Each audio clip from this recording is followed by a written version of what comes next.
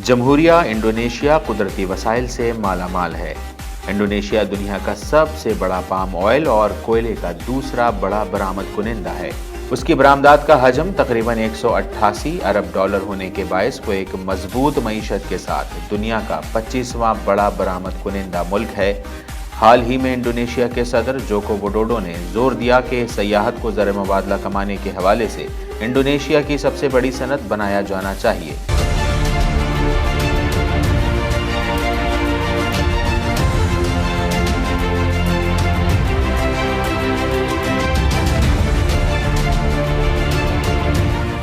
Indonesia 17,000 से जायद जजीरों पर मुश्तमिल मुल्क है। अपने खूबसूरत जज़ायर के बायस ये सयाहों के लिए बड़ी कशिश रखता है। उसकी खूबसूरत साहिली, देही इलाके, मुज़ाफ़ात, नबातात, हैवानात, गोताखोरी के लिए शफाफ पानी, जंगली हयात, मुतासिर कुन सकाफत, अनवा व इक़साम के खाने और तारीख़ी मकामात बशमूल आसार क़दीमा गैर मुल्की सयाहों के लिए इंतहाई पुरकशिश हैं। इंतहाई खूबसूरत ममालिक के इंडेक्स या ग्लोबल मुस्लिम ट्रैवल इंडेक्स में इंडोनेशिया की रैंकिंग इंतहाई ऊंची है। बैनुल-अक़वामी बरादरी दुनिया के इंतहाई खूबसूरत ममालिक में इंडोनेशिया की 39वीं पोजीशन तस्लीम करती है। ताहम हकीकत यह है कि बैनुल-अक़वामी सयाहों की आमद के मामले में इंडोनेशिया इलाकाई ममालिक मसलन थाईलैंड, मलेशिया और सिंगापुर के मुकाबले में बहुत पीछे है। इंडोनेशियाई हुकूमत ने मुल्क में सयाहत को फरोग देने के लिए मुतादिद इक़दामात उठाए हैं। बैरून मुल्क बशमूल पाकिस्तान से सहाफ़ियों की एक बड़ी तादाद को मदऊ किया गया, जिन्हें इंडोनेशिया के कुदरती मनाजिर का दौरा कराया गया।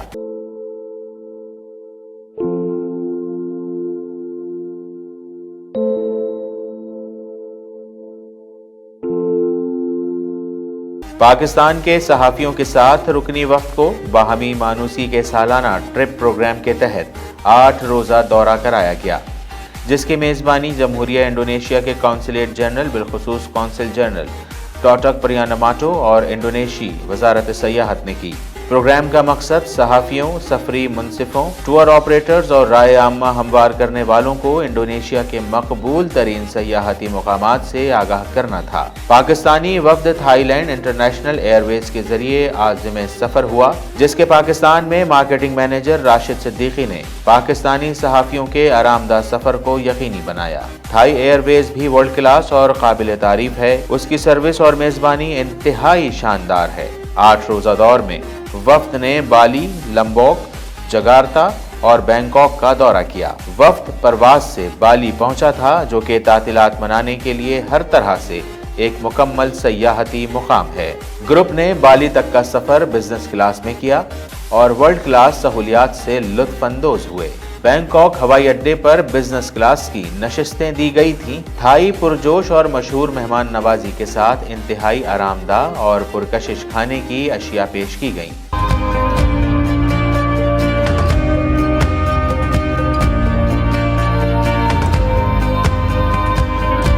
बाली हर उम्र वाले ग्रुप को हर चीज की पेशकश करती है, खा वो हनीमून मनाने के लिए आने वाला नया नवेला जोड़ा हो या फिर कुंबे या बुजुर्ग शहरी, हर एक इस दिलचस्प और शानदार मुकाम पर आकर लुत्फअंदोज होता है। इस सफर का आगाज ओलोवोटो मंदिर के साथ हुआ, क्योंकि बाली जजीरे की 80% से ज्यादा आबादी हिंदू सकाफत के मुनफरिद किस्म से ताल्लुक रखती है। पूरे बाली में एक सयाह को खूबसूरत और शानदार मंदिर देखने को मिलते हैं। इस जजीरे में सयाहों को सहूलियात की फराहमी के लिए जदीद सहूलियात और मुतनासिब अमीर विरसे की आमेजिश की गई है।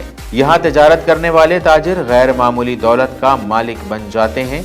बंदरगाह का इलाका अब भी माजी की खूबसूरत कदीम इमारतों में उन शानदार दिनों की अक्कासी करता है जिन्हें महफूज किया गया है।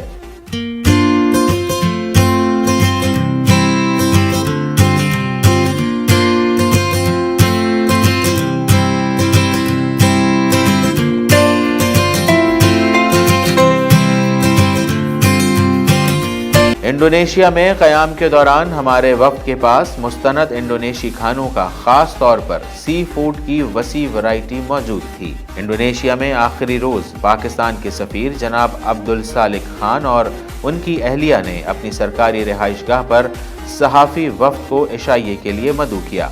उसी रात बहरिया के वफ्द ने रिटायर एडमिरल की सरबराही में शिरकत की। सफीर और उनकी अहलिया को भी मदऊ किया गया था। इंडोनेशिया के कुछ आला ओहदेदारों को भी दावत दी गई थी। इस मौके पर बाहमी दिलचस्पी के उमूर पर बातचीत की गई।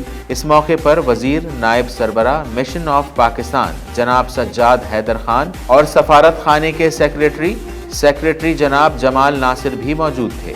अगले दिन हमारा वापसी का सफर शुरू हुआ।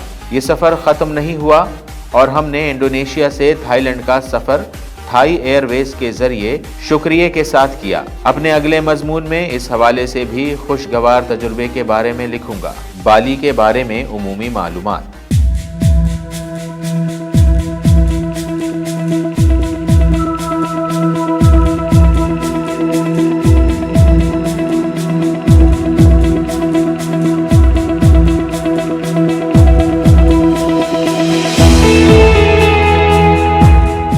बाली एक छोटा जजीरा है और ये एशिया में सयाहत की सबसे बड़ी जगह है।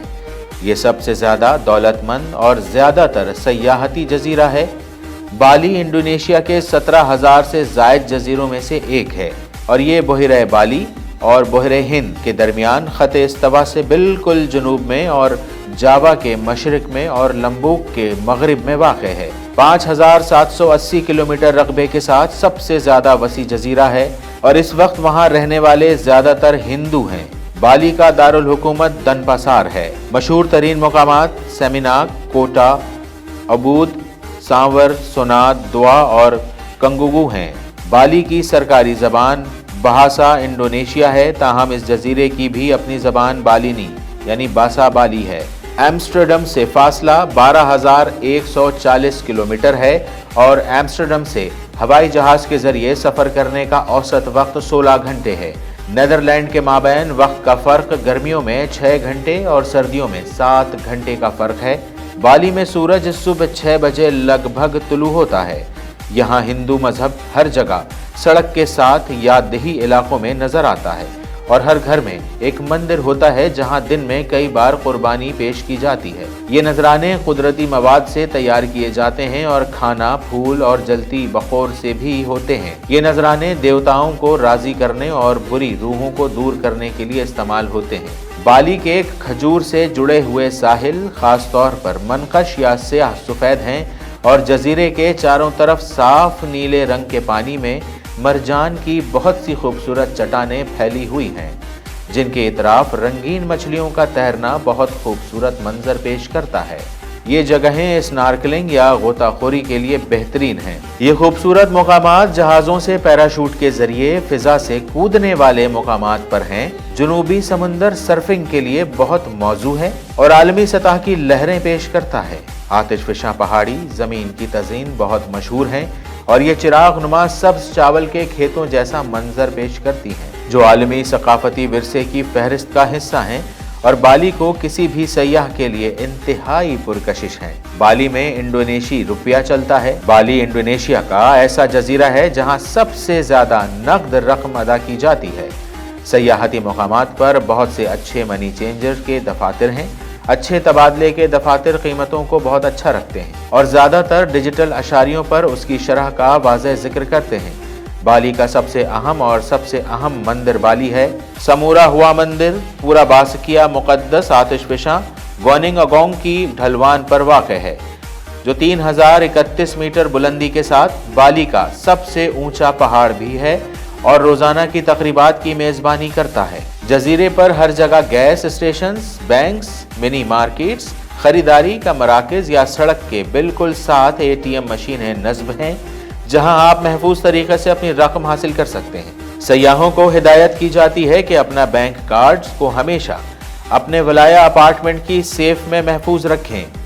बाली खत इस्तवा के बिल्कुल जनूब में वाक़ है और उसका खुश्क और मरतूब मौसम मॉनसून है। मॉनसून नवंबर से मई तक रहता है और खुश्क मौसम मई से सितंबर तक चलता है। दिन के दौरान मौसम क़तई नज़र दर्जा हरारत मुस्तकिल तौर पर 30 डिग्री सेंटीग्रेड के इर्द गिर्द रहता है। पहाड़ों को मौसम के हवाले से इस्तिस्ना हासिल है, जहां शाम को काफ़ी ठंडक और 21 दर्जा हरारत डिग्री सेंटीग्रेड होता है। खुश्क मौसम पतंग के मौसम के दौरान ये अक्सर अब्र आलूद रहता है اور جنوب مشرق سے ہلکی سمندری ہوا چلتی ہے اور نمی گیلے موسم کی نسبت کم ہوتی ہے۔ دن میں اوسط 9 گھنٹے دھوپ رہتی ہے اور اکثر بارش جو ہوتی ہے وہ مختصر اور رات کے اوقات میں ہوتی ہے۔ پانی کا اوسط درجہ حرارت 29 ڈگری ہے۔ مانسون کا موسم ویتنام، سنگاپور، فلپائن، بالی جیسے علاقوں سے مختلف ہے۔ بائیکون یا طوفان سے پریشانی نہیں ہے اور سمندری طوفان کا امکان بہت کم ہے۔ دسمبر اور جنوری کے مہینوں کے دوران دن میں یا شام کے دوران طویل عرصے سے شدید بارش ہو سکتی ہے۔ مانسون کے دوران دسمبر اور جنوری کے مہینوں میں تیز بارشوں کے واقعات کا شدید خطرہ ہوتا ہے، تاہم بارش کا سب سے زیادہ تجربہ بہت ہی تازگی اور خوشائند ہے۔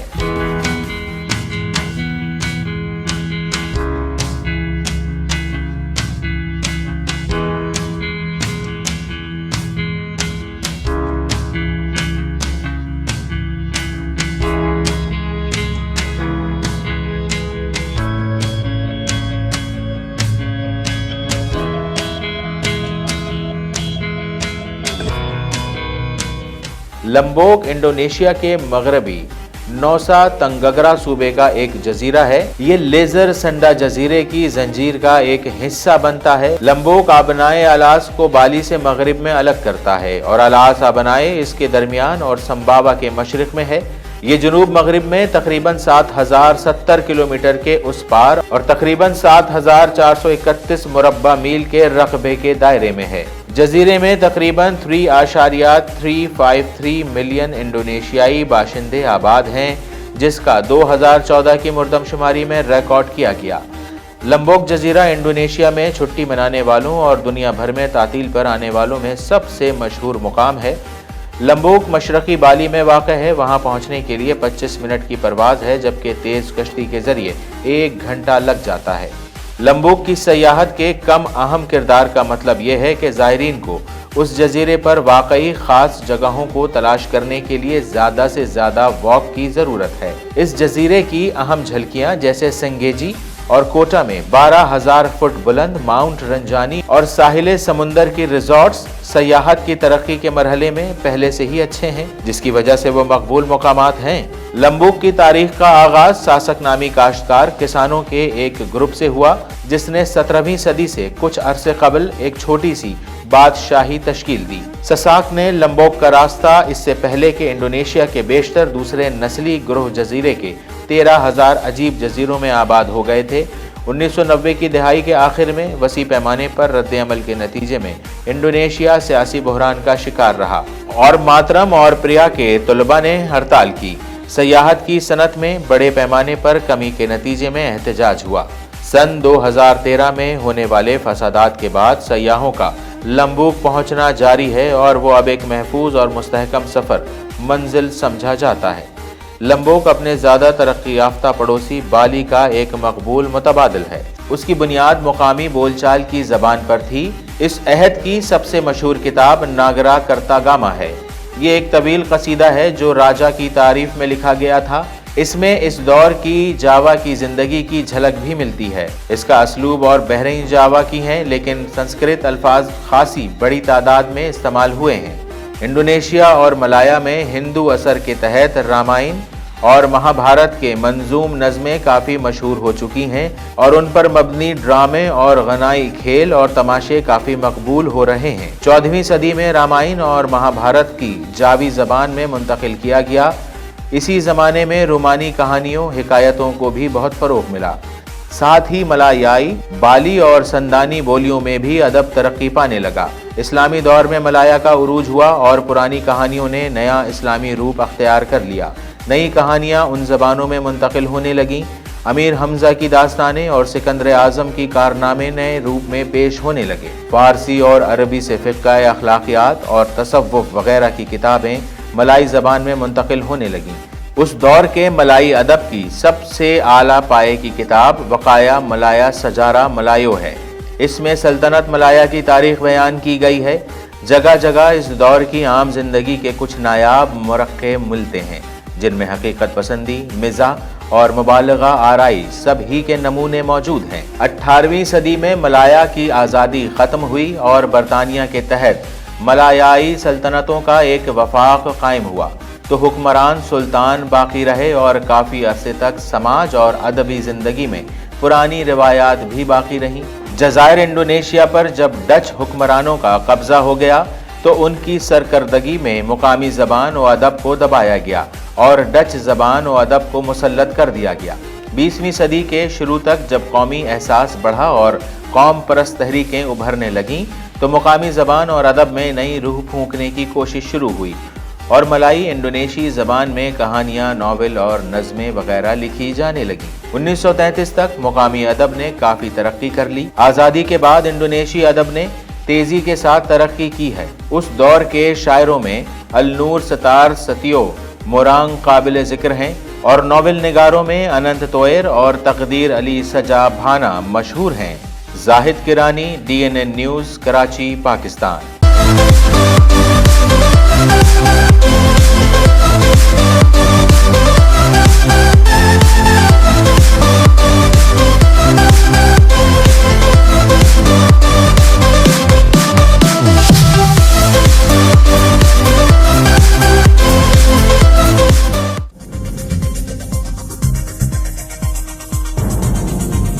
نیوز سے اپ ڈیٹ رہنے کے لیے ہمارے چینل کو سبسکرائب کریں اور بیل آئیکن پر کلک کریں۔